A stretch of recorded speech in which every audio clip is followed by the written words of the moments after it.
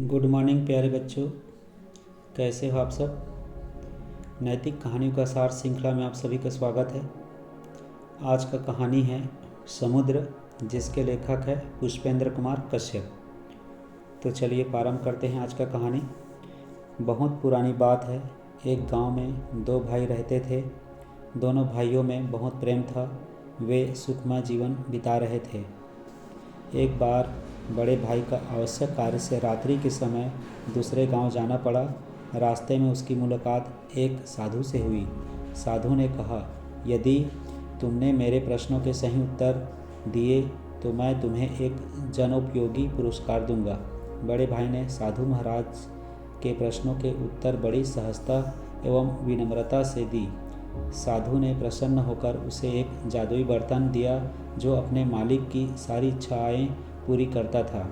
बर्तन से अपनी इच्छित वस्तुएं प्राप्त करने तथा वस्तु प्राप्ति के बाद उसे रोकने के लिए साधु ने कुछ मंत्र बताए।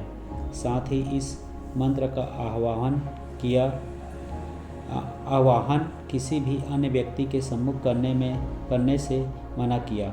जादुई बर्तन पाने के बाद बड़ा भाई बहुत सुख से रहने लगा तथा यदा कदा अपने छोटे भाई को भी भोज में आमंत्रित किया करता।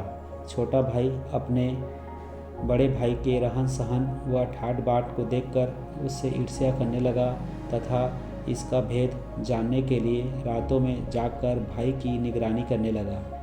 एक रात उसने बड़े भाई को मंत्र बोलकर बर्तन से कुछ सामान मांगते देखा। बर्तन ने तत्काल उन सभी वस्तुओं को उपलब्ध करा दिया। छोटे भाई की आंखें फटी की फटी रह गई। उन्होंने उस मंत्र को याद कर लिया, परंतु बर्तन से सामान निकालना बंद करने के मंत्र को जाने बिना वह घर की ओर चल दिया। एक दिन मौका पाते ही छोटा भाई उस बर्तन की चोरी कर एक नाव में सवार होकर समुद्र के रास्ते अन्य देश के लिए भाग निकला। छोटा भाई ने मंत्र बोलकर जादुई बर्तन से जो भी मांगा उसने सब दिया। भूख लगने पर उन्होंने भोजन की मांग की। जादुई बर्तन ने लजीज व्यंजनों की थाली उसके सामने रख दी। बर्तन में सामान निकलना निरंतर जारी रहा। जब उसने खाना शुरू किया तो उसे भोजन में नमक फीका लगा। उसने बर्तन से नमक की मांग की। बर्तन से नमक निकलना शुरू हुआ और निकलता ही रहा।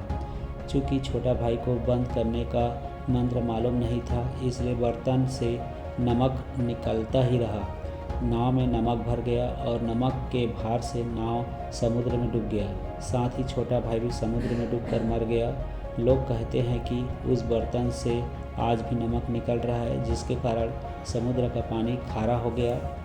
शिक्षा: हमें दूसरों की संपत्ति पर कभी लालच नहीं करना चाहिए। हमें परिश्रम करके ही मेहनत करके ही खाना चाहिए। आज का कहानी कैसा लगा प्यारे बच्चों, कमेंट बॉक्स में कमेंट करके ज़रूर बताएं।